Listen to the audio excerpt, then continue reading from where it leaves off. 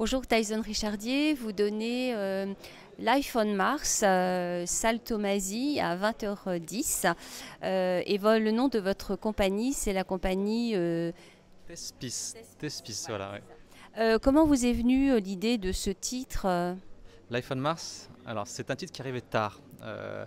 C'est en fait la musique de David Bowie, hein, Life on Mars, qui parle, en fait, c'est une pièce qui parle de solitude. Donc forcément, il y avait quelque part une musique qui devait relier ça. Et sans le savoir, j'écoutais beaucoup. J'ai quelque part redécouvert David Bowie à ce moment-là. Et Life on Mars, c'était toute cette période Ziggy Stardust où voilà, il partait dans l'espace, ce personnage qui part dans l'espace. Et Life on Mars, c'est une chanson qui parle de solitude en fait. C'est pas du tout une chanson qui parle de Mars. C'est une petite fille qui se fait rejeter par son père et sa mère, par ses amis. Elle va au cinéma, parce qu'à l'époque on allait au cinéma comme on allait voilà, au théâtre. Et elle revoit pour la 20e fois ce film, et toute seule dans son cinéma. Voilà pourquoi Life on Mars. Oui, effectivement, et donc là, votre travail, c'est juste une petite, enfin, une série de scénettes, à la fois comiques et puis plus dramatiques. C'est ça. On s'est dit que si on parlait de solitude, il fallait qu'on provoque un effet cathartique, c'est-à-dire que bah, forcément, il y a tellement de spectacles qui parlent de solitude. Nous, on s'est dit, bah, voilà, il faut en rire. Et pour en rire, eh ben, allons-y, quoi. On va pas en faire de l'humour et puis on va être un peu anguleux, pas de l'humour, on va pas trop arrondir les angles, puis on va y aller à fond. Parce qu'on parle de choses qui sont assez graves, mine de rien, la solitude des personnes, qui au fond ne sont peut-être pas aussi graves, parce qu'on est toujours seul un jour dans sa vie, c'est ça qui est dingue. Et puis on se construit avec la solitude. Donc quelque part de relativiser et d'en rire, c'était quelque chose d'assez intéressant.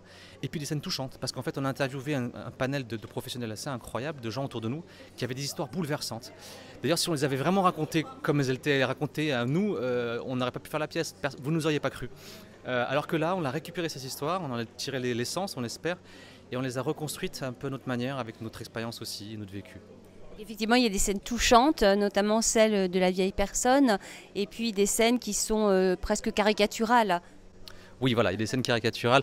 Alors, on s'est rendu compte en interviewant les personnes, notamment les professionnels de la santé, que 70% des personnes qui étaient auxiliaires de vie, donc il y a une scène là-dessus, hein, étaient d'origine étrangère. Donc ça c'est quelque chose d'incroyable, c'est-à-dire qu'on s'est rendu compte que les personnes les plus seules, les personnes âgées ou en situation de handicap, qui voient parfois un infirmier ou un auxiliaire par jour, c'est leur seule visite, on leur met en face finalement des personnes qui sont formées en 3 jours, déjà 3 jours seulement, et qui sont étrangères. Les fameux modules de 3 jours, mais ça c'est la vérité. Hein. Et donc on s'est dit, mais comment ça se fait quelque part voilà, on met les personnes les plus fragiles en face des personnes les moins formées pour et qui n'ont pas forcément les codes occidentaux. Est-ce qu'il n'y a pas quelque chose quand même qui dysfonctionne, ou du moins on interroge ça? Donc forcément pour interroger ça, nous on aime toujours passer par le trait de l'humour. Donc on est un peu caricaturé, c'est une formatrice Pôle emploi hein, qui vient former 3 quasi-migrants, elle ne sait pas trop ce que c'est, je le dis toujours, elle est vaguement raciste, comme on l'est tous un petit peu, vous savez, un peu hypocrite un peu. Elle essaie de les former, elle n'y arrive pas tellement, et alors il y a tous les quiproquos bien sûr qui arrivent dans ces moments de formation. Du coup ça devient extrêmement drôle et en rigolant, voilà, l'effet bien sûr est de comprendre que ben voilà, ça fait réfléchir. Et votre compagnie, c'est une jeune compagnie? Elle n'est pas tellement jeune, on a 12 ans. D'accord. Oui, on a 12 ans. Donc, alors par contre, avant, on faisait autre chose. On est venu déjà 2 fois à Avignon, on faisait un Shakespeare. Donc on était plutôt sur des classiques revisités. Je suis toujours aussi fan de Shakespeare, hein. On aime toujours autant cet auteur-là, plus que jamais, j'ai envie de dire. Pour autant, il fallait on voulait créer du contemporain depuis longtemps. À Avignon d'ailleurs, on a rencontré des gens qui nous ont dit formidable votre Shakespeare, mais prenez des risques, allez dans du contemporain.